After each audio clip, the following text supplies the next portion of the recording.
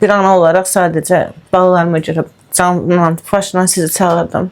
Xahişimi rədd eləmədiniz, xoş gəldiniz.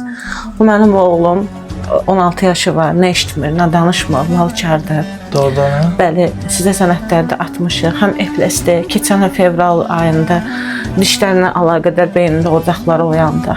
Oğlan məktəbə gedə bilir. Bəli, Vallahi Çadar məktəbinə gedir. Amma çox gedib aparıb qoya bilmirəm. Dostu, tanışı, ətrafı var heç olmasa. Yoxdur, özünə qapanıq uşaqdır. Yəni evdə televizor olmadığını necə, ancaq oturub peçin böyründə.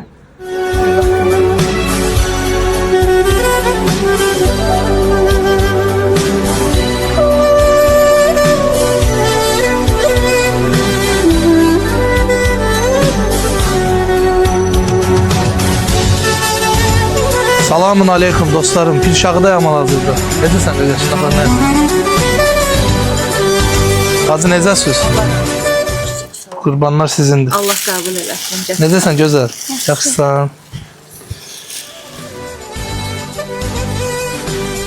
Dostlar bax, girdik içəri. Bir otaq. Bir qız, bir oğlan. Bəli, bəli. Adınız nə oldu? Adım Həsənova Ayşən Hüseyin qızı. Ayşən xanımı. Bəli.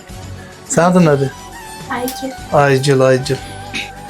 Gördüyünüz hər şey bu evdə insanların gətirdiyi ehsanlardır. Sağ olsunlar. Biz də indi bacardığımız qədər bu xanıma dəstək olarıq. Yəni tək öz ayaqlarının üstündə durub balalarına baxır. Həqiqətən də biz bugünkü gün çox cavan qızların onun bunun şotuna yaşadığını görürük. Amma bu xanım 2 dənə balasının əziyyəti ilə xadimə olaraq baxır. Yəni mənim çox xoşuma gəlir həqiqətən belə şeylər. Amma sırf ona görə də buradayam ki, yəni belə bacılara dəstək olma, qardaşlıq eləmək, ayaq üstə durmaqlarına, onda bizi bura Allah göndərir. Yəni ümidimiz sizsiz.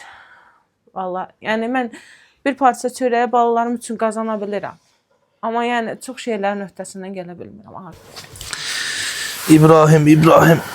İbrahim oğuldur. Nə istəyir? Buna nə Allah bilərik? Sevinər. Nə alsaq? Vallahi mən tok vurmuşam əlim bu vəziyyətdə 7 ay. Və hətta 1 ilə yaxın balama heç bir parça çörək qazana bilməmişəm. Firmada işləmişəm. Tok vurandan sonra hətta ağzımdakı dişlərim belə tökülüb. Yəni mən utanmıram, xadimə işləyirəm. Yaxşı, yəni normal yerlərdə işləmişəm. Sağ ol.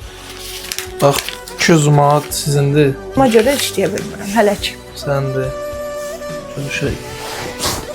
Allah rəhmət. Bu 100 manat da sənin.